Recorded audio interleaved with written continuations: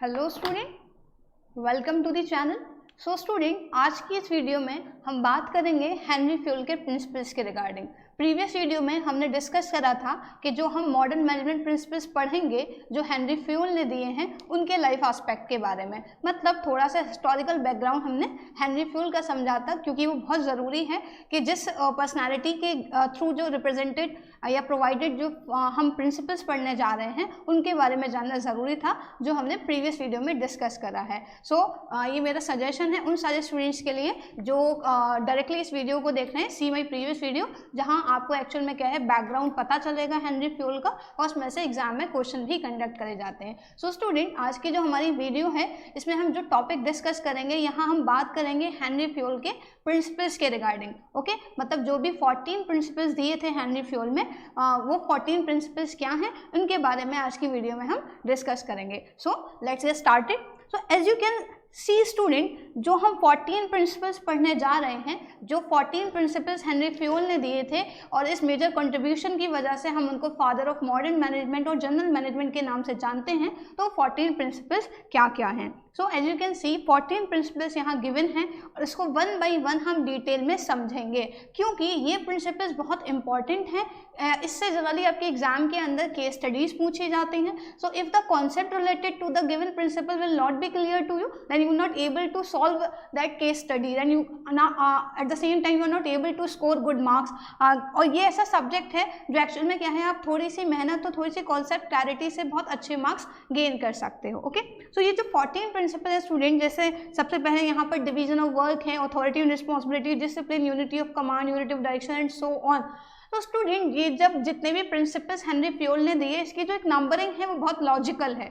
मतलब इन्होंने जो नंबर्स बताए कि सबसे पहले the work have to be divided, division of work, then authority, तो उसका एक अपना लॉजिक है। बट स्टूडेंट, जब हम एक मतलब इस लेवल पर होते हैं 12th लेवल पर, तो ऐसा हमारे लिए बहुत ईजी नहीं होता, क्योंकि और भी सब्जेक्ट हैं और बिजनेस स्टडीज अपने आप में बहुत ज़्यादा लेंथी सब्जेक्ट है। तो 14 प्रिंसिपल्स को एक साथ कैसे याद रख सकते हैं? बिकॉज कभी कभी ऐसा भी देखा गया है कि एग्जाम के अंदर आपसे एक्चुअल में 14 के 14 प्रिंसिपल स्टेट करने के लिए आ जाते हैं कि आपने 14 जितने भी प्रिंसिपल्स हेनरी फ्यूल ने दिए हैं, जो 14 प्रिंसिपल्स हैं, उन सब के बारे में, मतलब उन सबके नेम लिखने हैं। तो जनरली स्टूडेंट कंफ्यूज हो जाते हैं। तो इसीलिए एक शॉर्ट ट्रिक है जिसकी मदद से आप आसानी से लॉन्ग लास्टिंग बेसिस पर क्या कर सकते हो, हेनरी फ्यूल के 14 प्रिंसिपल्स को मेमोराइज कर सकते हो। जैसे हमने प्रीवियस वीडियो में बात करी कि इनको फादर ऑफ मॉडर्न मैनेजमेंट कहा जाता है, तो एक्चुअल में इन्होंने 14 प्रिंसिपल्स दिए जो अपने आप में एक बहुत एक्सटेंडेड फिनोमिना है, काफ़ी ज़्यादा है। तो इसीलिए हम एक शॉर्ट ट्रिक यूज़ करते हैं, and the short trick is I uses dad course। The short trick is I uses dad course। मतलब हम इनको फादर कह रहे हैं, और जो फादर हैं रह चुके हैं मॉडर्न मैनेजमेंट के रिगार्डिंग, उन्होंने हमें इतना बड़ा सिलेबस दिया है, तो हम उन्हीं का कोर्स क्या करेंगे, यूज़ करेंगे उनके प्रिंसिपल्स को लर्न करने के लिए और मेमोराइज करने के लिए। This is I uses dad course। अब एक्चुअल में क्या है, यहाँ ये सिर्फ मैं आपको लर्निंग बेसिस के रिगार्डिंग समझा रही हूँ, लेकिन एक्चुअल में क्या है, ये जो जिस वे में डिफाइन है, मतलब एक सिस्टमैटिक हिरार्की फॉर्म में, हम उसी मैनर में डिस्कस करेंगे। और एक्चुअल में बहुत सारे स्टूडेंट कंफ्यूज होते हैं, नहीं, if will not we can say state the principle according to the hierarchy और the chronological manner, then we will not able to score. ऐसा कुछ नहीं है। अगर आप we can say chronological order को मेंटेन भी नहीं करते, ऑल 14 प्रिंसिपल अगर क्वेश्चन आपके एग्जाम में आता है that you are asked to state all the principles, तो आप इस शॉर्ट फॉर्म से भी जनरली क्या कर सकते हो, उनको रिलेट कर सकते हो। ओके, अब एक्चुअल में I uses dad course में इन पर्टिकुलर वर्ड की स्टैंडिंग फॉर्म क्या है, ये हम वन बाय वन सारे प्रिंसिपल को डिस्कस कर रहे हैं, तो इजीली समझ जाएंगे। ये सिर्फ शॉर्ट फॉर्म है, लेकिन हम कॉन्सेप्ट वाइज क्या करेंगे, वन बाय वन जो सिस्टमैटिक ऑर्डर है उस मैनर में डिटेल में डिस्कस करेंगे। ओके, तो एक्चुअल में स्टूडेंट ये 14 प्रिंसिपल्स हैं। सबसे पहला प्रिंसिपल क्या दिख रहा है आपको, डिवीजन ऑफ वर्क। सबसे पहला प्रिंसिपल क्या है, डिवीजन ऑफ वर्क। अब देखिएगा, बड़ा सिंपल है ये, इस प्रिंसिपल को इसके नाम से समझना, बिकॉज आप 12th लेवल में हो तो इतनी कहीं ना कहीं अंडरस्टैंडिंग डेवलप हो जाती है कि हम किसी भी चीज़ के मीनिंग उसके वी कैन से शब्दों से समझ सकें, लिटरली अंडरस्टैंड कर सकते हो आप। तो डिवीजन ऑफ वर्क से मतलब क्या है कि काम को बांटना ज़रूरी है। हेनरी फ्यूल ने क्या कहा इस प्रिंसिपल में कि हमें क्या करना चाहिए, काम को डिवाइड करना चाहिए। Because we know very well कि किसी भी ऑर्गेनाइजेशन के अंदर ऐसा नहीं है कोई सिंगल एक्टिविटी परफॉर्म हो रही है, there are lot of activities जो एक ही मेन काम को या एक फाइनल फॉर्म में चीज़ों को तैयार करने के पीछे बहुत सारी और वी कैन से सब एक्टिविटीज इन्वॉल्व होती हैं। तो ये किसी एक पर्सन के लिए तो पॉसिबल नहीं है कि वो एक ही बंदा सारे काम कर ले, क्योंकि हम ये भी जानते हैं कि एक इंडिविजुअल सारे काम में परफेक्ट नहीं हो सकता। तो हमें क्या करना है, पहले तो काम को छोटे छोटे जॉब्स में बांटना है और फिर उन जॉब्स को एलोकेट करना है to the different individuals by considering their knowledge, their qualification and their expertise and their skills. हमें फिर वो काम लोगों के बीच बांटना है, उनके हुनर को देखते हुए, उनकी काबिलियत को देखते हुए, उनकी एजुकेशन स्टैंडर्ड या एकेडमिक्स परफॉर्मेंस, क्वालिफिकेशन के बेसिस पर हमने क्या करना है, काम को बांटना है। ओके, तो ये एक्चुअल में क्या है, हम देख लेते हैं हम कैसे इसको डिफाइन कर सकते हैं। सो स्टूडेंट, जैसे यहाँ पर आपको हिस्ट्री 14 प्रिंसिपल्स की दिख रही है, ये हम प्रीवियस वीडियो में डिस्कस कर चुके हैं। अगर किसी ने नहीं देखी है तो सी माई प्रीवियस वीडियो स्टूडेंट। अब मेनली इस वीडियो के अंदर हम बात कर रहे हैं 14 प्रिंसिपल्स ऑफ हेनरी फ्योल की।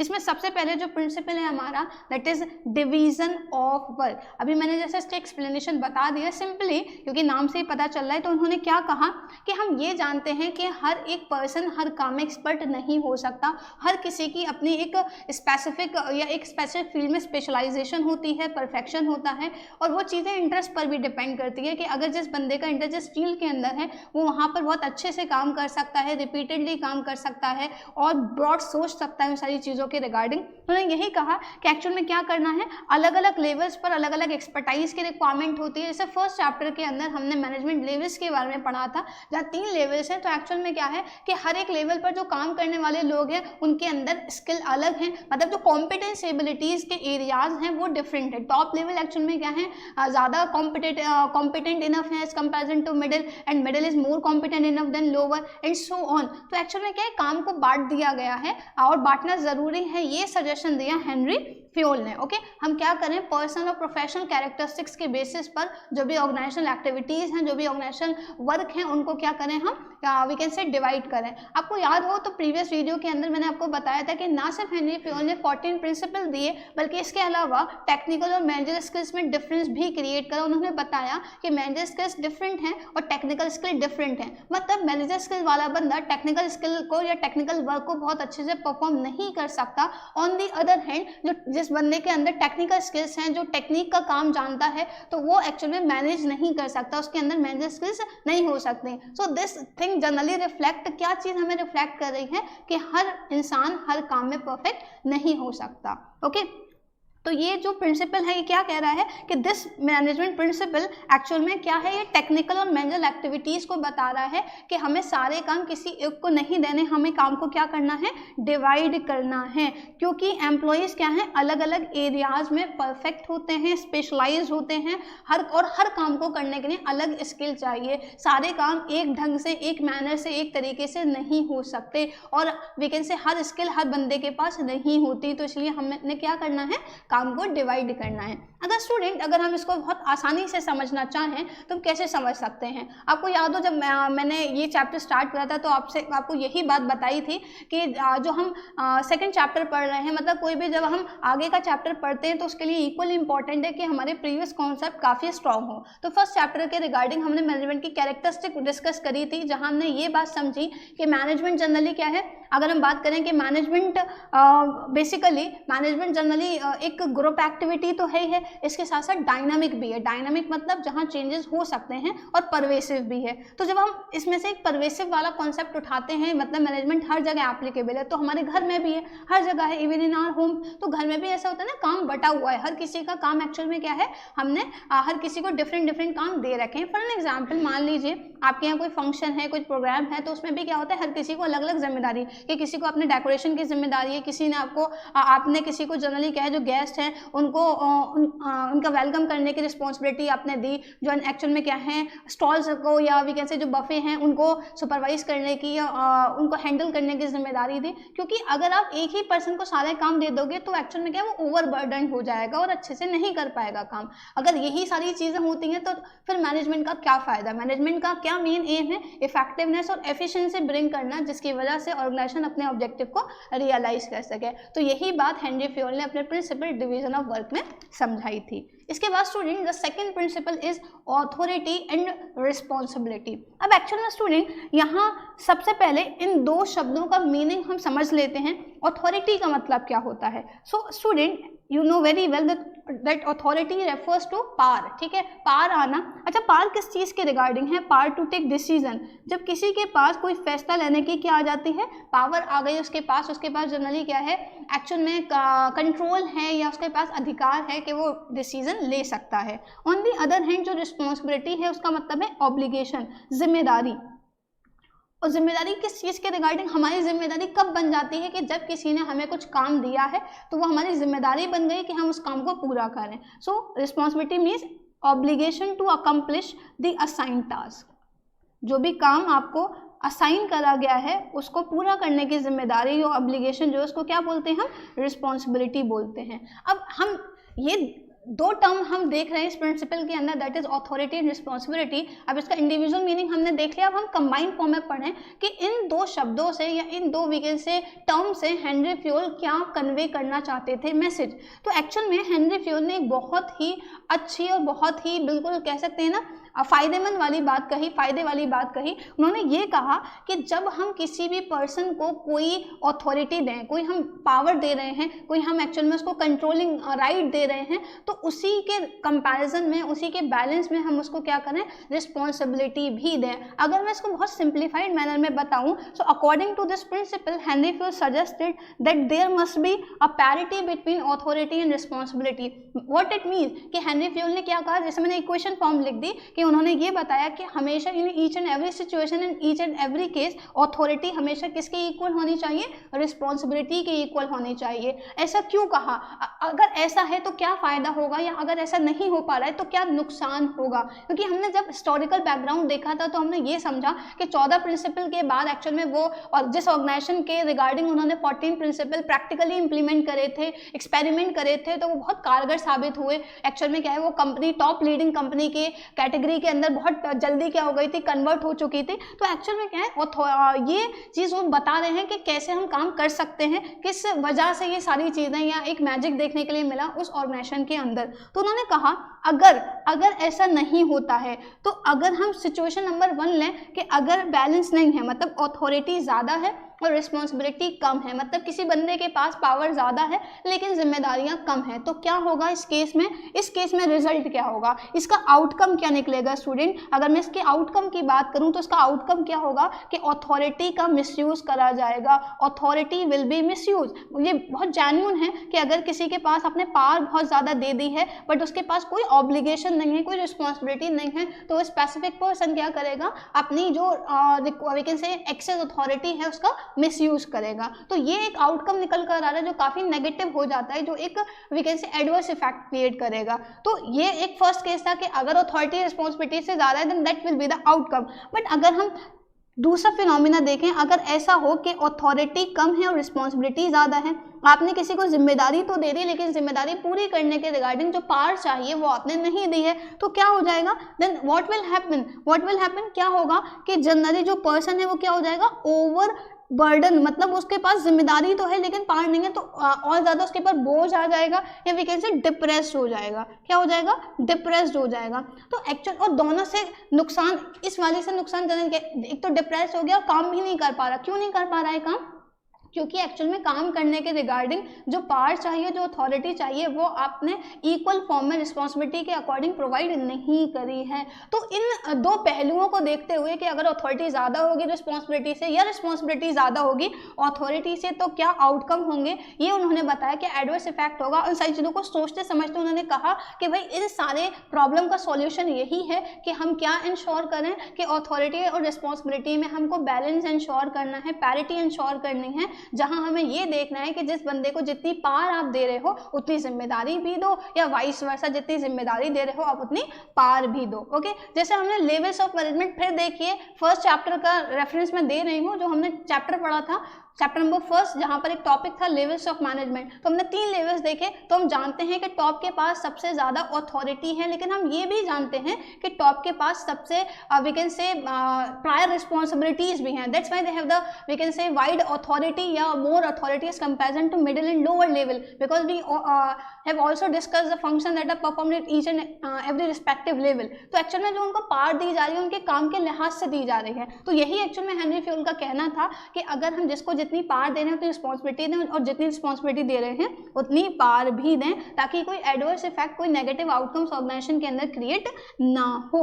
ओके स्टूडेंट, तो यहाँ एक चीज़ आपको याद रखनी है कि there must be an equality और parity between authority and responsibility. This was a main we can say point जो हम इस पर्टिकुलर प्रिंसिपल से समझ सकते हैं। ये एक छोटा सा पॉइंट हमारे पूरे प्रिंसिपल को ईजिली क्लैरिफाई भी कर देता है, ओके, कि इक्वेशन फॉर्म में। हालांकि ये जनरली क्या है, ये सारा स्टेटमेंट लिखा हुआ है। और मैं आप लोगों को बता दूं, अगर आप हमारे नोट्स चाहते हैं कि आपको जनरली क्या है, जो नोट्स हम जिन नोट्स से हम आपको पढ़ाते हैं, अगर सेम नोट्स आप चाहते हैं कि वो आपको भी मिल जाए, तो आप हमारे टेलीग्राम चैनल से वो नोट्स ले सकते हैं, और उसका लिंक आपको वीडियो के बीच में या वीडियो के एंड में आपको प्रोवाइड कर दिया जाएगा। Okay, so student, authority and responsibility के बाद the third principle that we are going to discuss is the principle of discipline.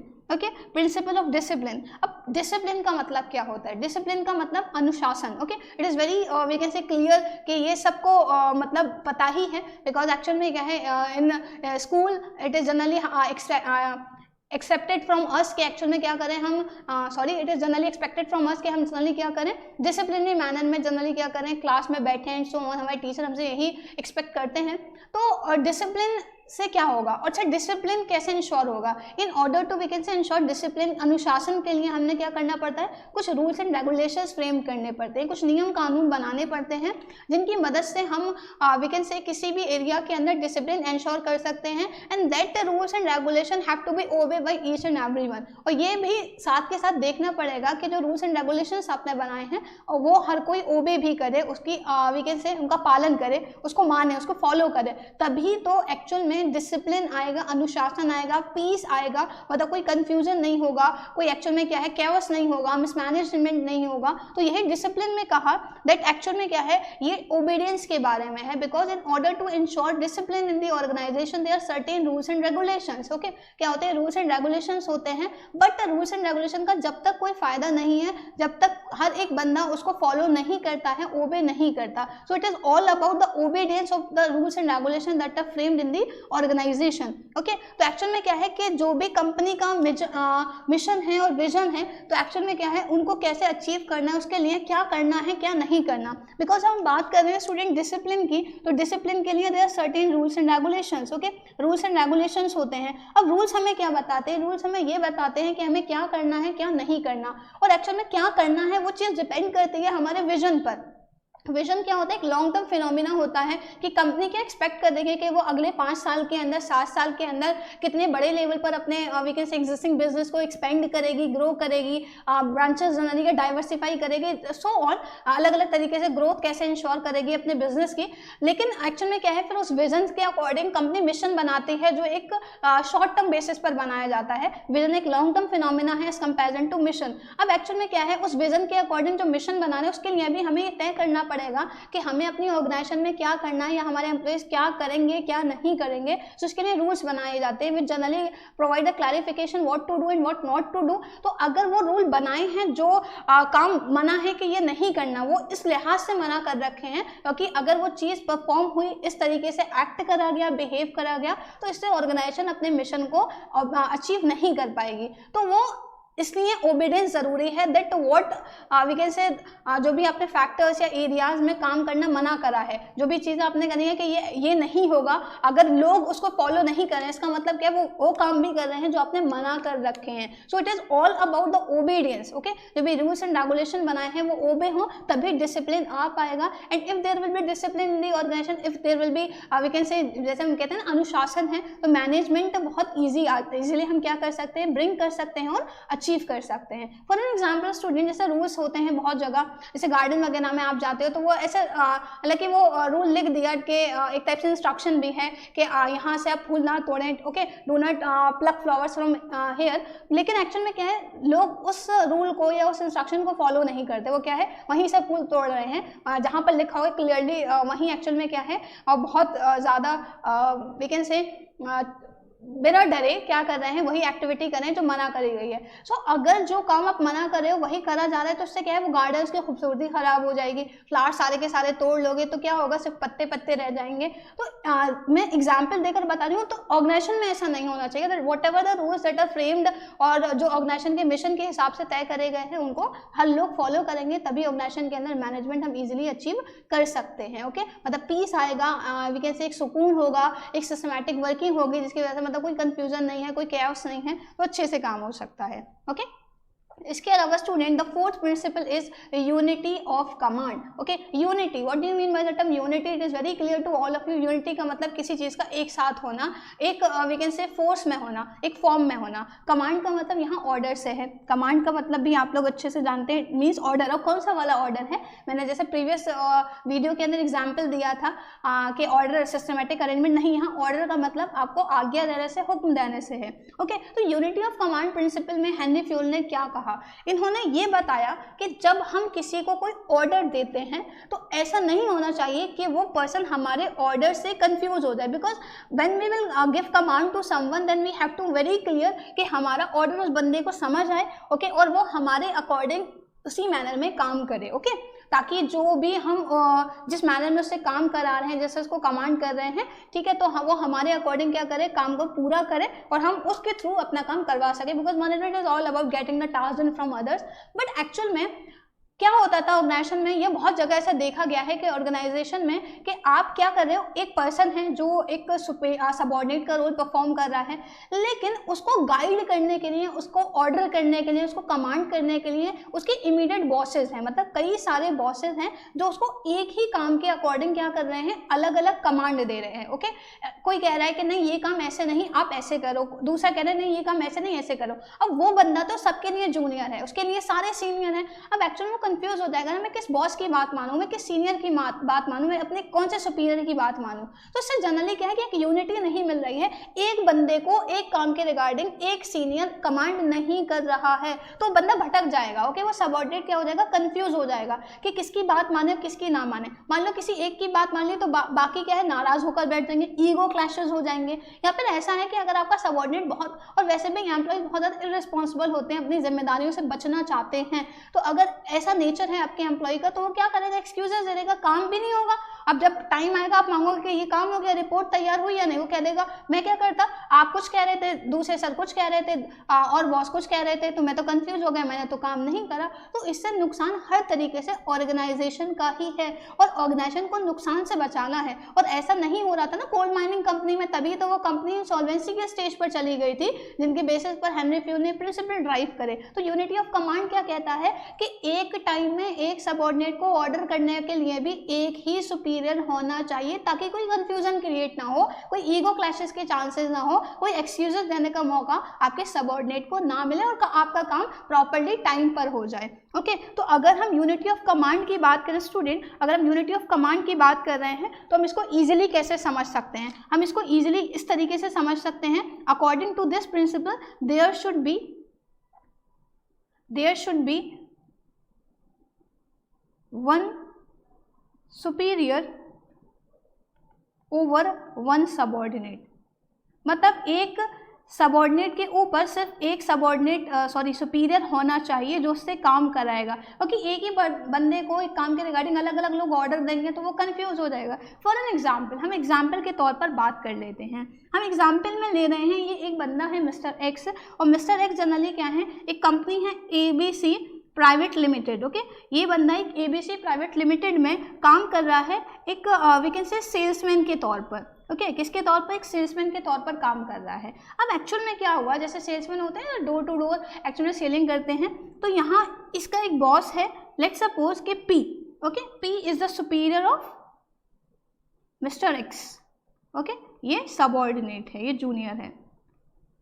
अब एक्चुअल में मिस्टर पी मिस्टर एक्स से कह रहे हैं that whatever commodity is being supplied to you for selling purpose, आपने क्या करना है, you have to make sure कि आपको जो प्राइस है, मतलब जिस रेट में आपको लोगों को सामान बेचना है वो कितना होना चाहिए, आपको कम से कम या जितने रेट में बेचना है कि आप 10 रुपये में बेचोगे, 10 रुपये पर यूनिट, ओके, इससे कम में नहीं बेचोगे या इतने में ही आपने बेचना है, ओके। उसने कहा ठीक है 10 रुपये में जनरली क्या है 10 रुपये पर यूनिट वो बेचेगा। लेकिन एक और बंदा है मिस्टर क्यू जो सीनियर है, ये भी सुपीरियर है किसका, मिस्टर एक्स का। अब ये भी क्या कर रहा है, ये इसको कमांड कर रहा है कि नहीं, और ये सब एक्चुअल में क्या है सेल्स डिपार्टमेंट में आते हैं, अलग अलग वैकेंसी सीनियर और उसके असिस्टेंट वगैरह, लेकिन ये मिस्टर एक्स का सीनियर है, तो ये मिस्टर एक्स से कह रहे हैं कि नहीं 10 रुपये नहीं, इससे जनरली क्या है सेल इफेक्ट हो रही है, थोड़ा महंगा हो रहा है, जैसे कम बिक रहा है बिकॉज प्राइस ज़्यादा है तो क्वांटिटी डिमांड कम है। इसने क्या किया, नहीं क्या करना, 9 रुपये पर यूनिट, 9 रुपये में बेचना। उसने कहा अच्छा ठीक है चलो। अब एक और आए मिस्टर आर, उन्होंने कहा नहीं भाई 10 में नहीं, 9 में नहीं, किस में बेचना है, आपने 7 रुपये में बेचना है, 7 रुपये में बेचना है, इससे हमारी कॉस्ट ऑफ प्रोडक्शन अच्छे से निकल रही है, ज़्यादा बिकेगा, ज़्यादा जनरली क्या होगी सेल होगी, ज़्यादा प्रॉफिट होगा, मतलब महंगे रेट्स के अकॉर्डिंग तो क्या है चीज़ें कम बिक रही हैं, अगर सस्ती कर देंगे तो ज़्यादा बिकेंगी, इस लिहाज से हम ज़्यादा प्रॉफिट कर सकते हैं। अब ये बंदा बड़ा कंफ्यूज हो रहा है कि कोई कह रहा है 7, कोई कह रहा है 9, कोई कह रहा है 10। अगर मैंने 7 वाले की बात मान ली चीज़ें तो बिकेंगी, पता चला मैं ये सोचूं कि 7 रुपये में बेच दूँ, कमीशन होता है ना सेल्समैन का, जितने यूनिट आप बेचोगे उसके हिसाब से कमीशन फिक्स होता है। तो अगर वो सोच रहा है कि अगर मैं अपना फायदा देखूँ तो हो सकता है उल्टा मुझे ही कुछ नुकसान भुगतना पड़े, फिर बाद में कि तुमने 7 रुपये में बेच दिया, कंपनी का नुकसान है, अब हम तुमसे पैसा वसूलेंगे, तुम्हें कॉम्पनसेट करना पड़ेगा। अब वो कह रहे हैं 9 रुपये में बेचूं या 10 रुपये में बेचूं, तो एक्चुअल में क्या कंफ्यूजन क्रिएट हो जाएगा, वो कंफ्यूज हो गया कि किसका ऑर्डर माना जाए। अगर मान लो उसने क्या करा, उसे जनरली 7 रुपये वाले की बात मान ली, तो बाकी क्या होगा, ईगो क्लैश होगा, वो कहेगा नहीं मिस्टर आर ने कहा था मुझसे, जो बॉस है मिस्टर आर, उन्होंने मुझसे ये कहा था कि 7 रुपये में बेच दो, कॉस्ट ऑफ प्रोडक्शन भी आ रही है, सारी चीज़ें, हम प्रॉफिट भी कमा लेंगे इसमें, ओके, 7 रुपये में कोई घाटा नहीं हो रहा, कोई नुकसान नहीं हो रहा। तो एक्चुअल में इससे क्या है फिर ईगो क्लैश। अच्छा उसकी बात मान ली, हमारी बात नहीं मानी, भाई कंपनी की इमेज भी तो कुछ है, कोई चीज़ जो जनरली 10 रुपये में हम स्टैंडर्ड रेट रख रहे हैं बाकी, और वही चीज़ 7 में बेच रहे हो, तो कंपनी की गुडविल पर इफेक्ट पड़ेगा या नहीं पड़ेगा, ईगो क्लैशेज हो गई, तो बहुत ज़्यादा we can say sort of dispute arise हो सकता है। तो इसीलिए उन्होंने कहा that there must be unity of command, which mean that there must be one subordinate we can say under one superior और one superior over one subordinate. This is one line statement जिससे आप ये principal को easily remember रख सकते हो, memorise कर सकते हो। ओके, आई होप ये क्लियर हुआ हो, मतलब अगर इससे कोई कंफ्यूजन नहीं होगा, there will be unity of command. Okay, इसके बाद द फिफ्थ प्रिंसिपल है student unity of direction. Unity of direction, अब देखो यूनिटी का मतलब सेम है कि एक सेम मैनर में काम होना, एक यूनिफाइड मैनर में काम होना। ओके, अब डायरेक्शन का मतलब क्या है? डायरेक्शन का मतलब हम जानते हैं दिशा, जो एक्चुअल में क्या है अलग अलग होती हैं, जो डाइवर्शन को रिफ्लेक्ट करती हैं। तो यहाँ यूनिटी ऑफ डायरेक्शन का मतलब क्या है? अगर मैं इसको बहुत सिंप्लीफाई करके बताऊँ स्टूडेंट, अगर बहुत सिंप्लीफाइड मैनर में हम इस चीज़ को देखें तो हम इसको एक वन लाइन स्टेटमेंट से याद रख सकते हैं, that is one head one plan. One head one plan, इसका मतलब क्या है? हेड का मतलब स्टूडेंट, हेड का मतलब यहाँ पर है डिपार्टमेंट से। हेड का मतलब क्या है? डिपार्टमेंट। बिकॉज हम जानते हैं ना हर ऑर्गेनाइजेशन में अलग अलग डिपार्टमेंट होते हैं भाई, अलग अलग एक्टिविटी, जैसे डिविजन बस यही तो कहते हैं काम बांट दो, सेल्स का काम अलग, प्रोडक्शन का अलग, परचेज अलग, फाइनेंस अलग, मार्केटिंग अलग एंड सो ऑन।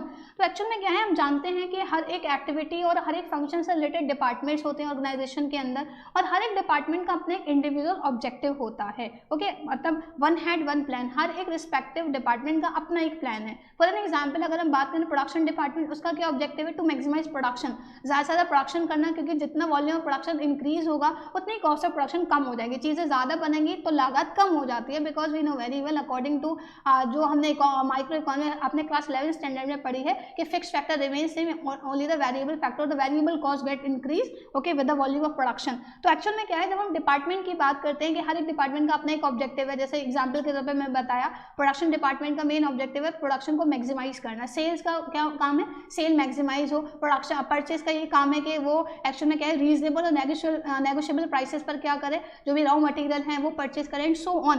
तो हर एक डिपार्टमेंट एक्चुअल में क्या है अपने अलग अलग ऑब्जेक्टिव पर काम कर रहा है। लेकिन हेनरी फ्यूल ने ये बताया कि फिर भी ये डिपार्टमेंट अलग अलग काम करने के बावजूद क्या है, एक दूसरे पर हाईली डिपेंडेंट हैं। एक हर डिपार्टमेंट की वर्किंग दूसरे पर काफ़ी वी कैन से डायरेक्टली कहीं ना कहीं डिपेंड करती है। वो कैसे? क्योंकि अगर हम बात करें, मान लीजिए आपने कॉमोडिटी सेल करनी है, तो सेल करने के लिए आपके पास क्या होना चाहिए? फिनिश गुड्स आउटपुट होना चाहिए। और आउटपुट बनाने की मतलब आउटपुट कौन बनाता है? आउटपुट बनाने की जिम्मेदारी किसकी है? प्रोडक्शन डिपार्टमेंट की, कि वो क्या करेगी? प्रोसेसिंग करेगी, रॉ मटेरियल को फिनिश गुड्स में कन्वर्ट करेगी, इनपुट से आउटपुट बनाएगी। अब रॉ मटेरियल को खरीदने की जिम्मेदारी किसकी है? परचेस डिपार्टमेंट की है। परचेस डिपार्टमेंट को खरीदने के लिए क्या चाहिए? पैसा चाहिए। पैसा कहाँ से आएगा? कौन से डिपार्टमेंट से आएगा? फाइनेंस डिपार्टमेंट से आएगा। तो एक्चुअल में क्या है, हम देखते हैं कि एक डिपार्टमेंट, हमें ऐसा लगता है इट सीम्स कि वो इंडिपेंडेंटली वर्क कर रहे हैं, बट ऐसा नहीं है। अगर एक्चुअल प्रैक्टिस की बात करें तो वर्किंग जो है हर एक डिपार्टमेंट की, वो एक दूसरे पर काफ़ी ज़्यादा डिपेंडेंट है। लेकिन हम यहाँ यूनिटी ऑफ डायरेक्शन की बात करें तो ये समझ में आ रहा है कि हालांकि हर एक डिपार्टमेंट का प्लान अलग है, लेकिन फिर भी ऑर्गेनाइजेशन का जो गोल है, जो ग्रुप गोल की बात हो रही है पूरी बिजनेस स्टडीज़ के अंदर, वो जब अचीव हो पाएगा कि जब हर एक डिपार्टमेंट वाला अपने स्पेसिफिक और असाइंड ऑब्जेक्टिव को पूरा करने के लिए क्या करेगा? फुल एफर्ट्स और फुल कंट्रीब्यूशन पे करेगा, तभी ऑर्गेनाइजेशन अपने ग्रुप गोल को क्या कर सकती है? अचीव। मतलब अब मैं प्रिंसिपल का एग्जैक्ट मीनिंग अब बताऊं कि हमने डिपार्टमेंट बांट दी है, हमने डायरेक्शन जरूर अलग अलग कर दी है, कि हमने HR डिपार्टमेंट अलग कर दिया, हमने फाइनेंस अलग कर दिया, मार्केटिंग अलग कर दिया, सीएस अलग कर दिया, बट फिर भी और उनको अलग अलग ऑब्जेक्टिव दिए, लेकिन बशर्ते अलग अलग होने के बावजूद वो क्या है? वो एकजुट हैं। सबके रास्ते भले ही अलग है, लेकिन सबकी मंजिल एक ही है। अलग अलग डिपार्टमेंट की परफॉर्मेंस से हम क्या कर सकते हैं? हम ग्रुप गोल अचीव कर सकते हैं। किसी इंडिविजुअल डिपार्टमेंट की अच्छी परफॉर्मेंस ग्रुप गोल को अचीव नहीं करवा सकती। In order to achieve the group goal, it is highly required that each and every department will able to achieve the particular objective of their department. क्या करें? अपने department के पर्टिकुलर ऑब्जेक्टिव को क्या करें? अचीव करें। फॉर एन एग्जाम्पल स्टूडेंट, अगर मैं बात करूं, जैसे ये कोचिंग है YAC, तो यहाँ से सर चाहते हैं कि हमारी कोचिंग का रिजल्ट जनरली क्या है? 95% जाना चाहिए, 90 अबव जाना चाहिए एंड सो ऑन। तो एक्चुअल में क्या है, इसके लिए सारे फैकल्टी मेंबर्स को अपने अपने रिस्पेक्टिव सब्जेक्ट पर इक्वल मेहनत करनी पड़ेगी, क्योंकि जो ओवरऑल रिजल्ट है वो एक्चुअल में ऐसा नहीं है कि किसी एक सब्जेक्ट की परफॉर्मेंस पर डिपेंड करता है। एक्चुअल में जो आपकी परसेंटेज है वो सारे सब्जेक्ट का समीशन है, एक जनरली क्या है? सम ऑफ फॉर्म है। तो उसके लिए it is required that each and every faculty member will work hard on their respective subject very well. Okay, बहुत एफर्टली, बहुत हार्ड वर्क करना पड़ेगा हर एक फैकल्टी को, देन ओनली जो ओवरऑल रिजल्ट है वो हम क्या कर सकते हैं? अच्छा बना सकते हैं। So this is same case generally जो ऑर्गेनाइजेशन के अंदर भी, बिकॉज ये भी एक ऑर्गेनाइजेशन है। ओके, तो एक्चुअल में क्या यूनिटी ऑफ डायरेक्शन क्या कर रहा है? ये बता रहा है कि हमें क्या करना है? डिपार्टमेंट का एक प्लान बनाना है। जब सारे डिपार्टमेंट अपने अपने प्लान को अचीव करेंगे, when each and every department will work we can say for achieving और for realizing their respective objective, then ultimately the group goal can be easily achieve. फिर अल्टीमेटली अंजाम क्या होगा? एंड रिजल्ट क्या होगा? कि ऑर्गेनाइजेशन अपना जो एक ग्रुप गोल है उसको इजीली अचीव कर सकती है। और ये यूनिटी ऑफ डायरेक्शन बहुत ज़्यादा डिपेंड करता है डिवीजन ऑफ वर्क, क्योंकि डिपार्टमेंट पहले ही बांट दिए ना। फिर आपने ये भी देखा कि जिसको जितनी जिम्मेदारी दे रही उतनी पार भी है। आपने ये भी देखा कि एक्चुअल में क्या है? डिसिप्लिन है या नहीं है, there certain rules and regulations are there or not. इसके अलावा आप ये भी इंश्योर करो कि एक सबऑर्डिनेट को कमांड करने के लिए एक काम के रिगार्डिंग एक ही बंदा होना चाहिए, और तब ये बात हो पाएगी, तब ये काम हो पाएगा कि एक डिपार्टमेंट अपने ऑब्जेक्टिव पर फोकस कर सकता है। और जब सारे डिपार्टमेंट अपने अपने ऑब्जेक्टिव को अचीव करने पर फोकस करेंगे, तभी ग्रुप गोल अचीव हो सकता है। तो ये था यूनिटी ऑफ डायरेक्शन, जिसको हम one line statement, one head one plan से इजीली याद रख सकते हैं। सो स्टूडेंट, जैसे 14 प्रिंसिपल हैं, so it will not be possible कि हम एक ही वीडियो के अंदर सारे 14 प्रिंसिपल को कवर करें, बिकॉज अगर ऐसा होगा तो वीडियो हो जाती है एक्सटेंड। और एक्चुअल में स्टूडेंट क्या करते हैं? पहले ही ड्यूरेशन देख लेते हैं, उसके बेसिस पर वो डिसाइड करते हैं कि यस ये लेक्चर अटेंड करना है या नहीं करना। सो हम 14 प्रिंसिपल को ब्रेक करेंगे 3 पार्ट में। जैसे हमने आज 5 प्रिंसिपल डिस्कस करें, नेक्स्ट वीडियो के अंदर हम 5 डिस्कस करेंगे, और रिमेनिंग जो 4 प्रिंसिपल हैं वो हम थर्ड वीडियो के अंदर इन प्रिंसिपल्स की थर्ड वीडियो के रिगार्डिंग डिस्कस करेंगे। तो ये 5 प्रिंसिपल हमने डिस्कस कर लिए, जहां हमने बात करी division of work, authority responsibility, unity of command, unity of direction and principal of discipline. I hope ये पांचों के पांचों प्रिंसिपल आपको क्लियर हो। अगर आपको कोई भी डाउट है, कोई भी कंफ्यूजन है, तो आप हमें कॉमेंट करके जरूर बताइए स्टूडेंट। वीडियो के रिगार्डिंग आपकी जो भी ओपिनियन है वो हम तक शेयर जरूर करें। Thanks for watching this video student, stay tuned for more videos.